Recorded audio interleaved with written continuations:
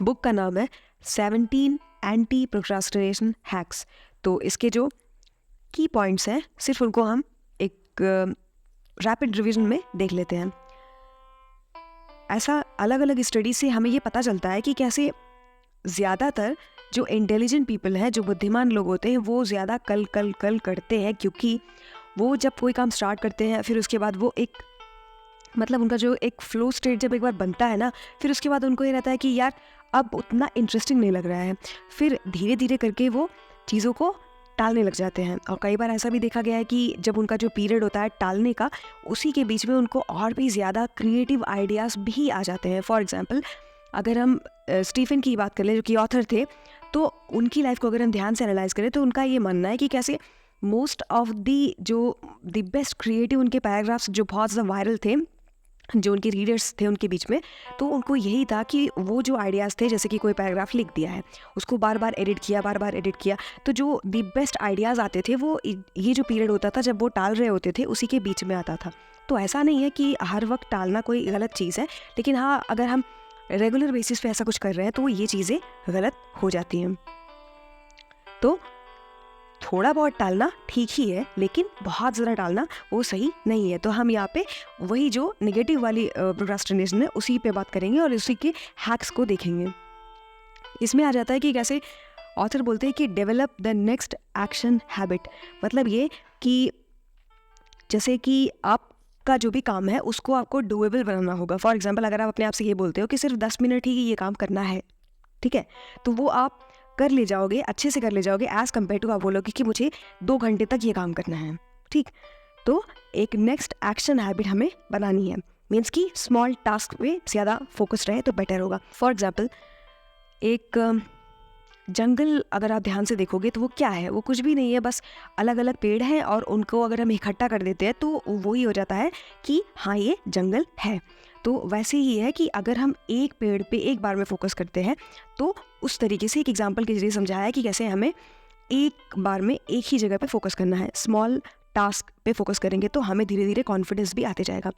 Next आ जाता है कि build momentum, the physics of productivity.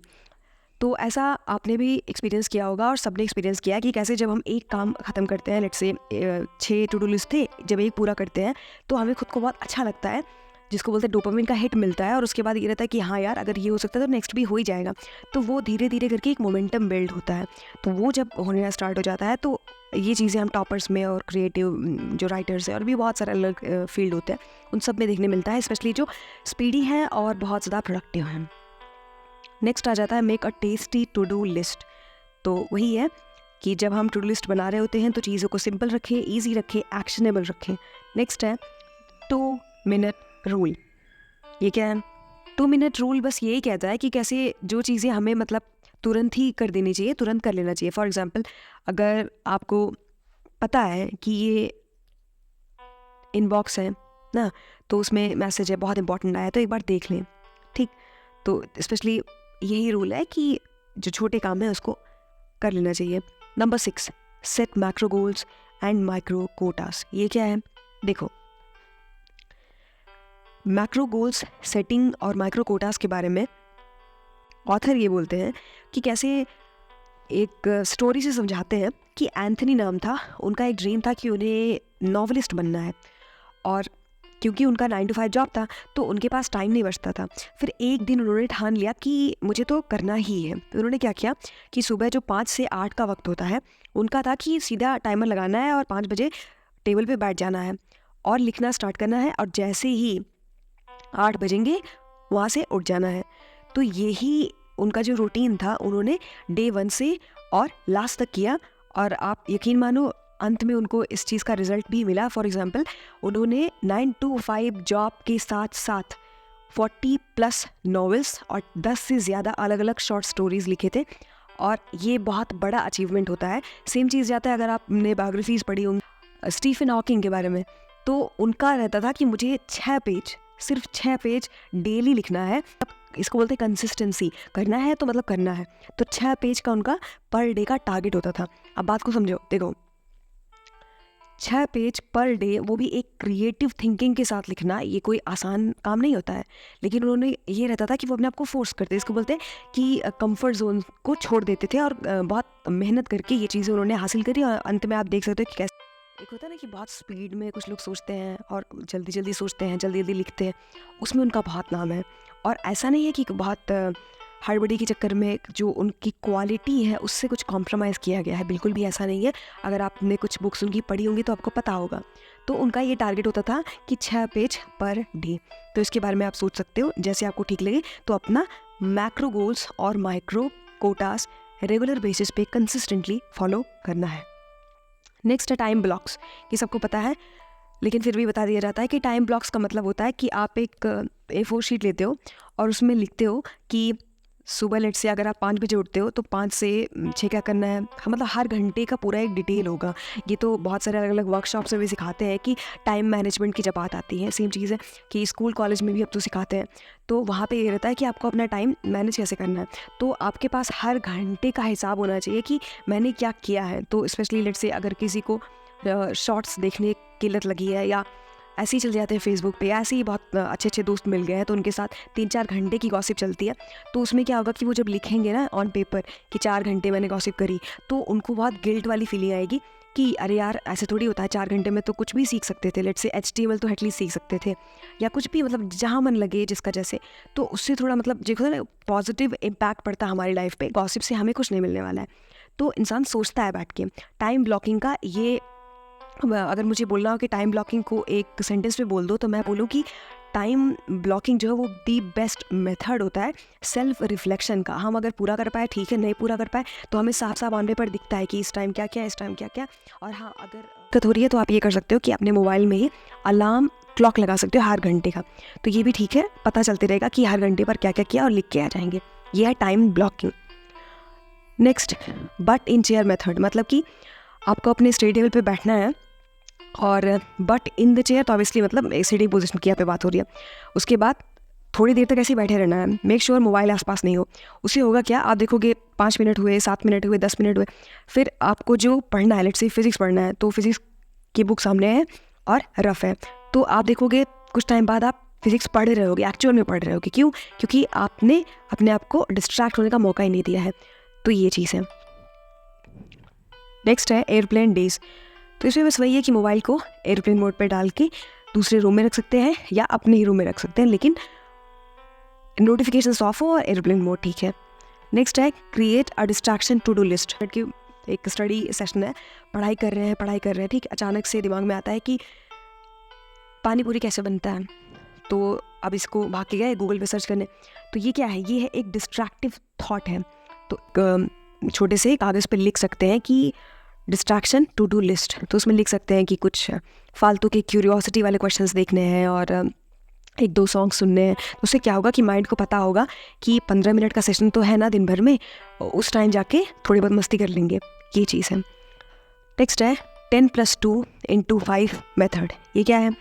बस यही है कि 10 मिनट का टाइमर लगाना है और उसके बाद एक सिंगल माइंडेड फोकस के साथ काम करना है, और जब तक कि टाइमर रिंग नहीं करे। फिर उसके बाद क्या करना है कि 10 मिनट जो है कुछ भी नहीं करना है। जब कंप्लीट हो जाए 2 मिनट का जाके ब्रेक लेना है, फिर 10 मिनट, फिर 2 मिनट का ब्रेक, ऐसे ही करना है। 5 सेशन हम लेंगे और उस ब्रेक में हम कॉफ़ी पी सकते हैं, ठीक। और या तो बस ऐसे ही बाहर जाके थोड़ा बैठ सकते हैं, नेचर को एक्सप्लोर कर सकते हैं। तो 10 मिनट, फिर 2 मिनट का ब्रेक, 10 मिनट, फिर 2 मिनट का ब्रेक, ऐसे करके 5 अलग अलग स्लॉट हम रख सकते हैं, ठीक। और ये तब के लिए है, मुझे लगता है जब हम सारी हदें पार कर चुके होते हैं, जब कल करने में, प्रोक्रास्टिनेशन में, तब मुझे लगता है ये द बेस्ट मेथड है। क्योंकि यहाँ पे सिर्फ हमें अपने माइंड को ये बोलना है कि यार सिर्फ 10 मिनट ही तो बैठना है, तो उसमें थोड़ा सा आसानी होगी कि चलो यार थोड़ा सा देख लेते हैं कौन सा सब्जेक्ट है, थोड़ा पढ़ लेते हैं। 10 मिनट की ही तो बात है, और फिर देखो ना 2 मिनट का ब्रेक भी तो मिलेगा। तो 10+2 × 5 method. Utilise the power of deadlines. Next है ये क्या है? वही है, डेडलाइन सेट करना होगा। अगर आपको कोई काम कंप्लीट करना है, कोई स्किल है आपको सीखनी है, लेट्स से HTML सीखना है, तो उसमें लिखो एक्चुअल में कि 7 दिन में ख़त्म होना चाहिए। CSS है तो कितने दिन में ख़त्म होगा, या ऐसे कोई और चीज़ है मतलब जिसमें आपका मन लगता हो। लेट्स से ड्राइंग है तो लिखो कि 1 महीने में कम से कम बेसिक्स मुझे क्लियर कर लेने होंगे। सेम है कि अगर आपने किसी पर्टिकुलर कोर्स में इनरोल करा है, कोई कॉम्पिटिटिव एग्जाम के लिए आप तैयारी कर रहे हो, तो उसके हिसाब से आप प्रॉपर लिखो कि 4 महीने में मेरा सिलेबस ख़त्म होगा, या 8 महीने में पूरा एक आपको हर महीने का पूरा आपके सामने ऐसे दिखना चाहिए कि हाँ टेबल पे मतलब रखा है हमने दीवार पे चिपका के कि ये चीज़ें करनी है और दिखना चाहिए। तो स्टिकी नोट लगा के आप जैसे भी आपको ठीक लगे आप मतलब बना सकते हो, इट्स अप टू यू। लेकिन डेडलाइन सेट करना बहुत इंपॉर्टेंट है। उससे क्या होता है कि जैसे अगर आपने पढ़ा होगा बायोग्राफी में ही इलॉन मस्क के बारे में, तो उनका यही है कि उनका ये रहता था ना कि कोई लिखते थे पेपर पे कि कैसे लेट्स से 15 से 20 अलग अलग गोल्स हैं उनके, और वो भी आने वाले 10 सालों में ये चीज़ें मुझे कंप्लीट करना है। फिर वो क्या करते थे, बोलते थे कि इसको 1 साल में कैसे कंप्लीट कर सकते हैं। मतलब सोच के देखो, 10 साल का काम है, पूरा विजन तैयार है, और उसके बाद उसको 1 साल में कैसे कर सकते हैं। उससे होता क्या है कि हम अपने ब्रेन को फोर्स कर रहे होते हैं, इसको बोलते हैं कि डाइवर्जेंट थिंकिंग। तो मतलब कि बहुत अलग अलग डायमेंशन से हम सोचते हैं। अगर आपने डिविंची के बारे में पढ़ा होगा, आपको पता होगा, तो मोस्ट ऑफ द जो बहुत ज़्यादा क्रिएटिव थिंकर्स होते हैं वो ऐसे ही सोचते हैं, वो मल्टीपल तरीके से सोच लेते हैं। और वही चीज़ है कि कैसे फिर रिजल्ट भी आता है। आप देख सकते हो उनकी लाइफ में कैसे अलग अलग अचीवमेंट्स उन्हें मिले हैं। रीज़न यही है कि वो बहुत अलग सोचते थे और बहुत ज़्यादा क्रिएटिव थे। तो आपके ऊपर है, आप चाहो लेट से अगर आपको कोई काम करना है तो जो 3 साल लगने वाला है, आप सोचो कि कैसे 1 साल में कर सकते हैं। और ये सबको पता है कंप्लीट नहीं होगा, ये रियलिटी है, कंप्लीट नहीं होगा, लेकिन कम से कम आप ट्राई करोगे तो ये पक्का है कि 10 नहीं हो सकता 9 लगे, 9 नहीं हो सकता 8 लगे। तो हमें कहीं ना कहीं जो एक नया टेक्निक है, एक नया तरीका है, वो भी क्या पता मिल ही जाए तो हम उसे अप्लाई कर सकते हैं। नेक्स्ट है किल योर इनर परफेक्शनिस्ट। वही है, परफेक्शनिस्ट नहीं बनना चाहिए, और जो है जैसे स्टार्ट कर देना चाहिए कि कैसे गूगल ने कभी ये नहीं बोला कि मुझे एकदम इंदी परफेक्ट बन के मार्केट में आना है, और इसलिए वो धीरे धीरे इवॉल्व करते गया और सक्सेस भी अच्छी खासी मिली है। उसकी केस स्टडी अगर आप देखते हो तो आपको मिलेगा ये चीज़। तो ज़्यादा परफेक्शन के पीछे नहीं भागना चाहिए। So I hope you find this video helpful. If you find this video helpful, thanks for watching.